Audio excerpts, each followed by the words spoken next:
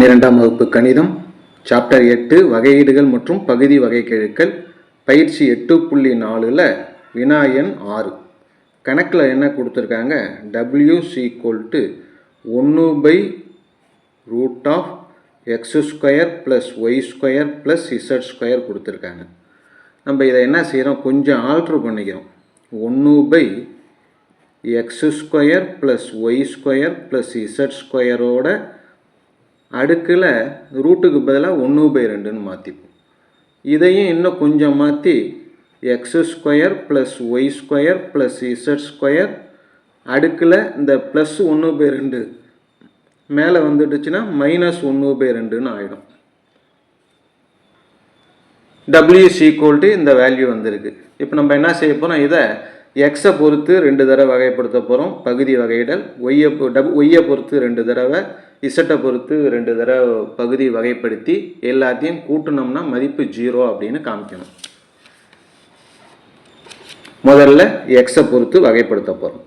∂w/∂x ∂w/∂x எக்ஸை பொறுத்து பகுதி வகையிடல் = இதில் என்ன ஆகும், பவரில் இருக்கிற -1/2 முன்னாடி வரும். x² + y² + z² அடுக்கில் -1/2 ஒரு -1 சேர்ப்போம். இப்போ பவரில் இருக்கிறதோட வகையிடல் முடிஞ்சிச்சு. அப்புறம் உள்ளார இருக்கிறத வகைப்படுத்தும் போது எக்ஸை பொறுத்து வகைப்படுத்துறதுனால மீதி இருக்கிற y² z² 0 ஆகிடும். x² மட்டும் என்ன வரும்னா 2xன்னு வரும். = இந்த 2 கேன்சல் ஆகிடும். மீதி என்ன இருக்கும்னா மைனஸ் இருக்கும், ஒரு எக்ஸ் இருக்கும், அப்புறமேலுக்கு இந்த x² y² z² இதனுடைய அடுக்கில் -1/2 -1ன்னு இருக்குல்ல, இந்த -1/2 -1 மீசிமை 2 எடுத்துக்கிட்டோம்னா குறுக்க பெருக்கினா என்ன வரும், 1 × -1 -1, 2 × -1 -2, அப்போ என்ன வருது, -3/2 வருது. -3/2 அப்படின்னு அடுக்கில் வரும். இதுதான் ∂w/∂x. ஒரு தடவை வகைப்படுத்தியிருக்கோம், பகுதி வகைப்படுத்தியிருக்கோம் எக்ஸை பொறுத்து. இதை மறுபடியும் எக்ஸை பொறுத்து பகுதி வகைப்படுத்தும் போது ∂2w/∂x² வரும். இங்கே மைனஸ் அப்படிங்கிறது வெளியிலே அப்படியே இருக்கட்டும். x × x² y² z² 2 உறுப்பு இருக்குது, இது ஒன்று இது ஒன்று. அப்போ பெருக்கல் விதி என்ன, முதல் உறுப்பு அப்படியே வச்சுக்கிட்டு ரெண்டாவது உறுப்பு இருக்கு இல்லையா, இதை வகைப்படுத்தும் போது -3/2 முன்னாடி வந்துடும். அடுக்கில் x² + y² + z² பவரில் என்ன ஆகும் அப்படின்னா ஒரு -1 சேர்ப்போம். -3/2 இதோட ஒரு -1 சேர்ப்போம். பவரோட வகையிடல் முடிஞ்சுது. அப்புறம் உள்ளார இருக்கிறத நம்ம வகைப்படுத்தும் போது எக்ஸை பொறுத்து வகைப்படுத்தும் போது x² ஒரு 2x வரும். மீதி இருக்கிற உறுப்பெல்லாம் 0 ஆகிடும். இப்போ என்ன செஞ்சுருக்கோம், முதல் உறுப்பை அப்படியே வச்சுக்கிட்டு ரெண்டாவது உறுப்பை வகைப்படுத்தியிருக்கோம். ப்ளஸ் ரெண்டாவது உறுப்பை அப்படியே வச்சுக்கிட்டு, ரெண்டாவது உறுப்பு எது, x² y² z² இதனுடைய பவரில் -3/2 இதை அப்படியே வச்சுக்கிட்டு இந்த எக்ஸை வகைப்படுத்தினோம்னா 1ன்னு வரும். அவ்வளோதான். இதை சுருக்க வேண்டியதான். சுருக்கினா என்ன வரும்னு பாருங்கள், மைனஸ் இங்கே இந்த 2 கேன்சல் ஆகிடுது, 2 கேன்சல் ஆகிடுது. அப்போ மீதி என்ன இருக்கும்னா ஒரு மைனஸ் இருக்குது, 3 இருக்குது, இங்கே ஒரு எக்ஸு, இங்கே ஒரு எக்ஸு.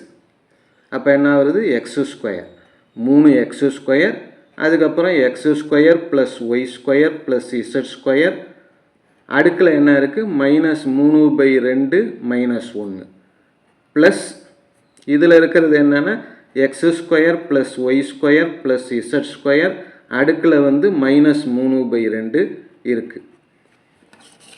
இன்னும் ஒரு ஸ்டெப்பு.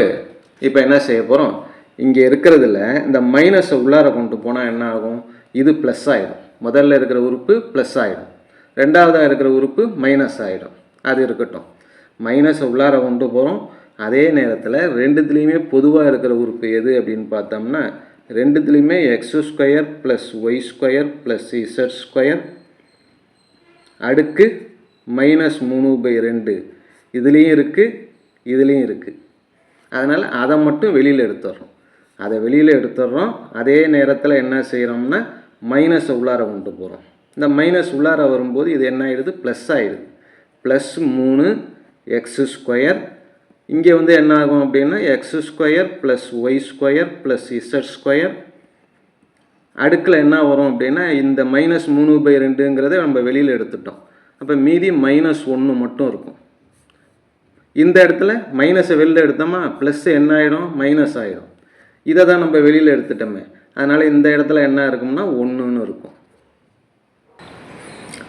இது எதோட மதிப்பு அப்படின்னா ∂2w/∂x² மதிப்பு. இதுக்கப்புறம் இதே போல் ஒய்யை பகுதி வகைப்படுத்தணும், இசட்டை பகுதியை வகைப்படுத்தணும். அதை வந்து நம்ம என்ன செய்கிறோம்னா இதே மாதிரி கண்டுபிடிக்கணுங்கிற அவசியம் கிடையாது. ஏன்னா இது எல்லாம் ஒரே மாதிரியாக இருக்கிறதுனால எல்லாத்துக்குமே ஆன்சர் ஒரே மாதிரி தான் இருக்கும்.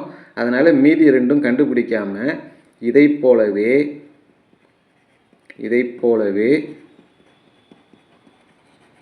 மீதி இருக்கிற இந்த ∂2w/∂y² அது என்ன வரும் அப்படின்னா x² + y² + z² அடுக்கில் -3/2. இங்கே என்ன வரும் அப்படின்னா இங்கேயும் அதே x² + y² + z² அடுக்கில் -1 இதெல்லாம் வரும். ஆனால் இந்த முன்னாடி இங்கே என்ன இருக்குது, எக்ஸை பொறுத்து வகைப்படுத்தும் போது x² இருக்குது. இங்கே நம்ம ஒய்யை பொறுத்து வகைப்படுத்துறதுனால இந்த இடத்துல என்ன வரும் அப்படின்னா 3y²ன்னு வரும். அதே போல் அடுத்தது இசட்டுக்கு வரும்போது இந்த இடத்துல 3z² வரும். அவ்வளோதான். ∂2w/∂z² = x² + y² + z² அடுக்கில் -3/2. உள்ளார என்ன வரும், 3z² x² + y² + z² அடுக்கில் -1 இதுதான் இருக்கும். இப்போ நம்ம என்ன செய்யணும், இந்த 3 மதிப்பையும் கூட்டணும். கணக்கில் வந்து என்ன செஞ்சுருக்காங்க, மூணுத்தையும் கூட்ட சொல்லியிருக்காங்க. ∂2w/∂x², ∂2w/∂y², ∂2w/∂z². இந்த மூணுத்தையும் கூட்டினா என்ன வரும் அப்படின்னா எல்லாத்துலேயுமே என்ன இருக்குது, இந்த x² + y² + z² அடுக்கு -3/2 இது மூணுத்துலேயுமே இருக்குது. அதனால் அதை பொதுவாக வெளியில் எடுத்துரும். அப்போ மீதி இருக்கிற 3 கூட்டும் பொழுது இதில் 3x² இல்லையா, இந்த மூணுத்தையும் கூட்டும் பொழுது இந்த மூணுத்துலேயும் பொதுவாக என்ன இருக்குது, x² + y² + z² அடுக்கு -1. இந்த மூணுத்துலேயும் இந்த 3 பொதுவாக வெளியில் எடுத்துட்டா மீதி என்ன இருக்கும் அப்படின்னா 3x² + 3y² + 3z². அப்புறம் -1 கூட்டுனா -3. மறுபடியும் x² y² z² அடுக்கில் வந்து -3/2. இதில்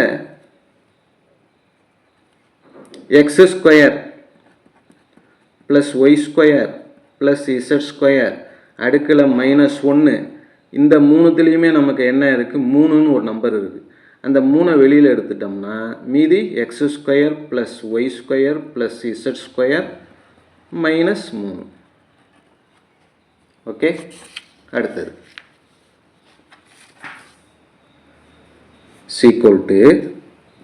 x² + y² + z² அடுக்கில் 3/2.